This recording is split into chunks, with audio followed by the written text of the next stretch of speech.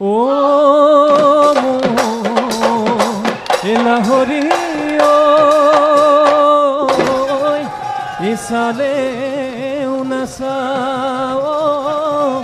এ মাতিলেও না মাত ওই ধরত নুশু নাও ভাও ইহায়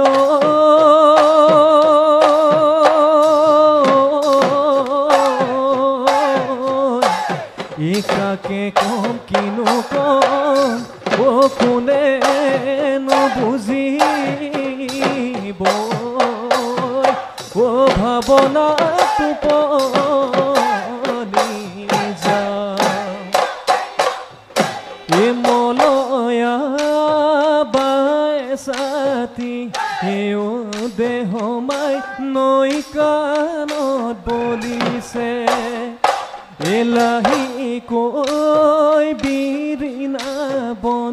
এও দেহ মাই হালিছে ঐ জালিছে ঐ নেঘেৰি ঐ সোপাতে গুজি থোৱা গগনা বিহুৰে ঐ তলিতে বজোৱাচোন বহনা ওলাব অমিয়া ওলাব অমিয়া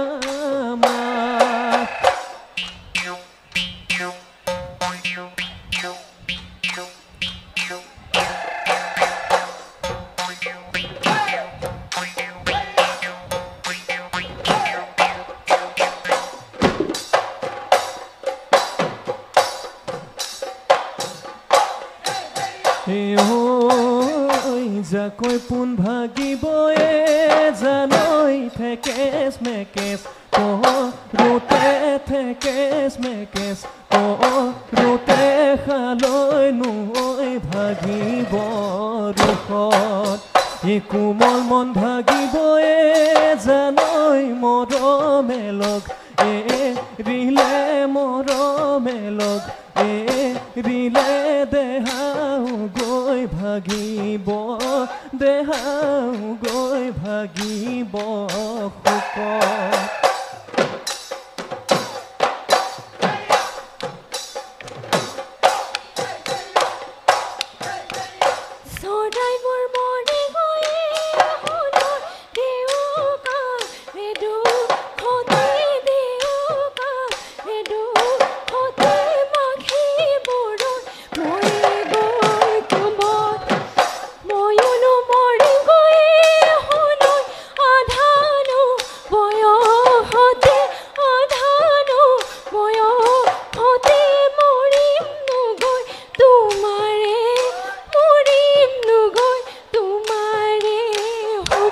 ঐ কপালতি লিখিলে ঐ কিমান থাকিম অকলে এহাই ঐ মোৰে মইনা ঐ কেনেকৈনো বুজামে কেনেকৈনো বুজামে তোক ঐ নদীয়ে ঐ যেনেকে ঐ ৰাখোতি এৰি যায় এহাই ঐ মোৰে মইনা ঐ তেনেকৈ নেৰিবি তেনেকৈ নেৰিবি মোক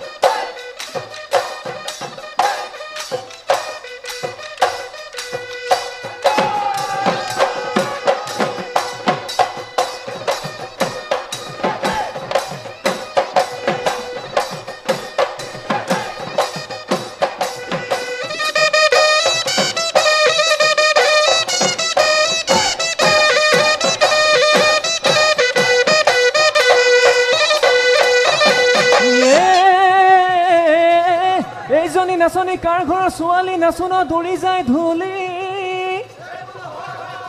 এই চকুকেইটা তেলেকা এই নাকটো চেপেটা এই জুতুলা ঐ জুতুলি চুলি ঐ নাচনী কৈ দিয়া মনৰে কথা ঐ নাচনী কৈ দিয়া মনৰে কথা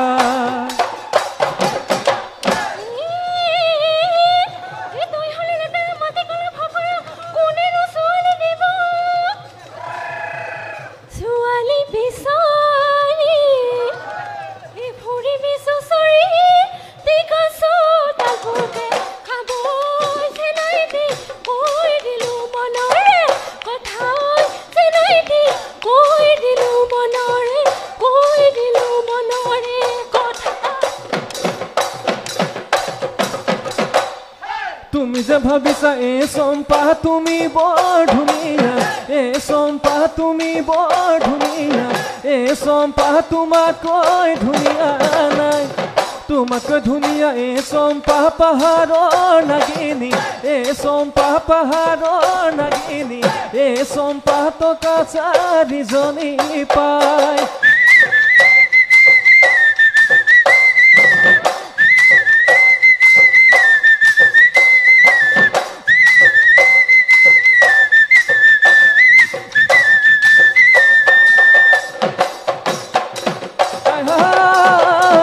ফুলৰে ঐ চুপহি পাহিতি ঐ মেলিব বসন্তৰে পৰশ ঢালি জালি নাচিব গোন্ধেনো মলে যাব জনমিলে পৃথিৱী যৌৱনে দিন আহিব ফুলালি ঐ যৌৱনৰ মুকুতা ঐ সৰিব তেহে যৌৱন ৰাঙলী হ'ব ঐ তেহে যৌৱন ৰাঙলী হ'ব এই যৌৱনৰ কালতে এই নমতাই মাতিব নোচোৱাই চকুলৈ এই চাব এই যেতিয়া যৌৱন এই ভতি যাব গৈ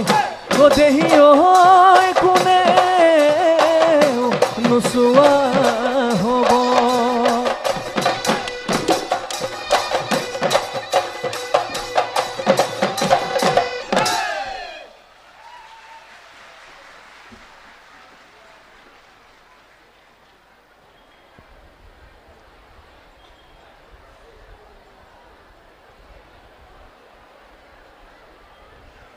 হেল্ল' এয়া আছিল মঞ্চত কৃষ্ণশ্ৰী বুঢ়াগোহাঁই নাহৰকটীয়াৰ প্ৰথমতে ৰঙালীৰ ওলগ জনাইছোঁ ধন্যবাদ আৰু সফুৰাত আপোনাৰ বাবে গম পাইছেই প্ৰশ্ন আছে গতিকে আপোনাক প্ৰশ্ন আমি ল'বৰ বাবে অনুৰোধ জনাইছোঁ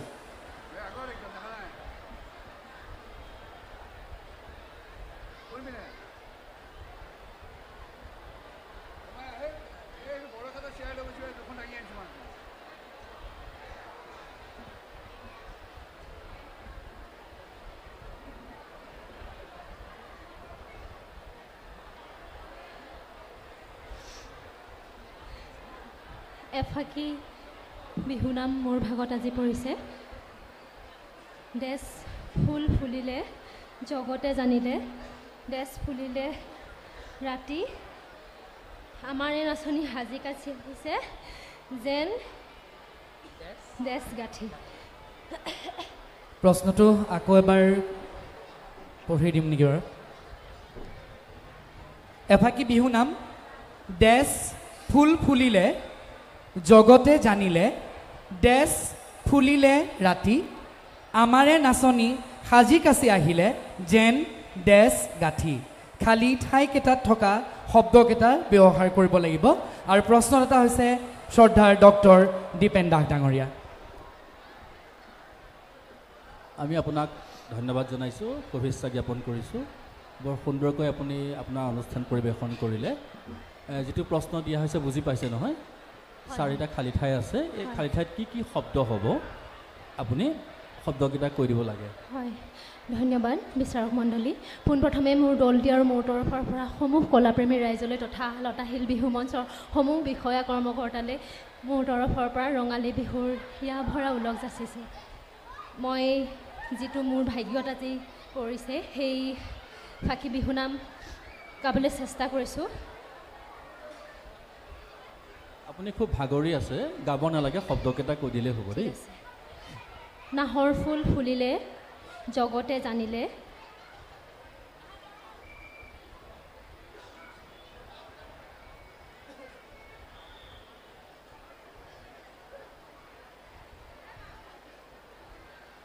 পাৰিজাত ফুলিলে ৰাতি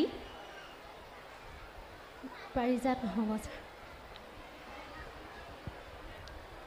নাহৰ ফুল ফুলিলে জগতে জানিলে কপৌ ফুল ফুলিলে ৰাতি আমাৰে নাচনি সাজি কাচি আহিলে যেন সৰগৰে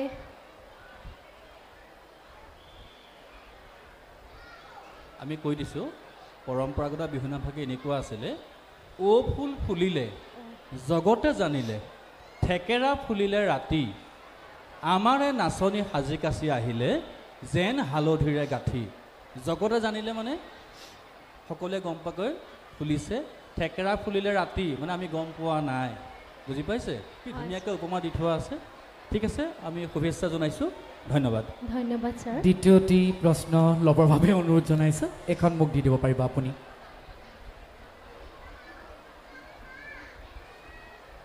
বৰ ভয় লাগে দেই এইখিনিলৈ গ'লেই ভয় লগা হৈছে এতিয়া মোৰ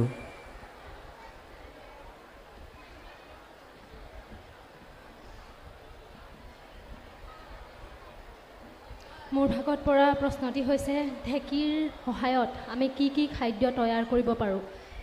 প্ৰশ্নটো আমাৰ ককাইদেউৰ নেকি বাৰু আচ্ছা এইবাৰ প্ৰশ্নটো আহিছে আমাৰ ৰেখা বাইদেউৰ পৰা নমস্কাৰ বাইদেউ প্ৰশ্নটো আকৌ এবাৰ কৈ দিব ঢেঁকীৰ সহায়ত আমি কি কি খাদ্য তৈয়াৰ কৰিব পাৰোঁ ঢেঁকীৰ সহায়ত আমি কি কি খাদ্য তৈয়াৰ কৰিব পাৰোঁ প্ৰথমেইতো আমাৰ খাদ্যদ্ৰব্যৰ অত্যাৱশ্যকীয় বস্তু আমি চাউল ঢেঁকীতে আচলতে আগৰ সময়ত আমাৰ ককা আইতাসকলে ঢেঁকীতে বানিছিল চাউল আমাৰ ধান চাউল উৎপাদন কৰিবলৈ হ'লে মানে ধানখিনিৰ পৰা চাউললৈ ৰূপান্তৰ কৰিবলৈ হ'লে ঢেঁকীতেই কৰিছিল আগৰ সময়ৰ সেয়া চলি আহিছে আৰু লগতে ঢেঁকীৰ সহায়ত আচলতে আমাৰ পৰম্পৰাগত যিসমূহ পিঠা পনা সেইসমূহ ঢেঁকীতেই আচলতে ঢেঁকী খুন্দি চাউল আমি ঢেঁকীত বানি তৈয়াৰ কৰোঁ তিল পিঠা আচলতে ঢেঁকীত খুন্দা পিঠাৰে তৈয়াৰ কৰা হয় বুলি জানো ঘৰতো সেয়াই কৰি আহিছোঁ গতিকে তাৰ লগতে তেল পিঠা আৰু চুঙা পিঠা তেনেকুৱা ধৰণৰ যিবিলাক আমাৰ পিঠা পনা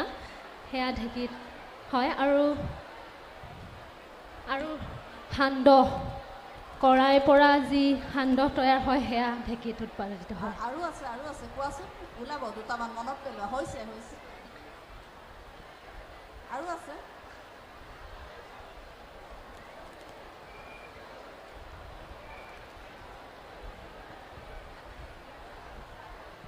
ঢেঁকীৰে আমাৰ হালধি গুড়ি কৰা কাৰ্য হয় ধন্যবাদ বাইদেউ হৈছে তোমাৰ মানে কি হৈছে ধানৰ পৰা চাউল কৰিলা সেইটো হৈছে চাউলৰ পৰা আমি তুমি পিঠা বনাইছোঁ বুলি কৈছে সেইটোও হৈছে ঠিকে আছে উত্তৰটো ভুল হোৱা নাই ধুনীয়া হৈছে কিন্তু পিঠা বনোৱাৰ আগতে কি হ'ব লাগিব চাউলৰ পৰা পিঠাগুড়ি সেইটো ক'বা পিঠাগুড়িৰ পৰাহে আমি পিঠা বনাওঁ তেল পিঠাই হওক তিল পিঠা চবটো পিঠাগুড়িৰ পৰা বনাওঁ এনেই প্ৰশ্ন উত্তৰ হৈছে দেই হয় ঠিক আছে ধন্যবাদ বাইদেউ তোমালৈ শুভেচ্ছা থাকিল ধন্যবাদ আপোনালৈ ধন্যবাদ জনাইছোঁ আৰু আমি মঞ্চৰ পৰা আপোনাক বিদায় দিছোঁ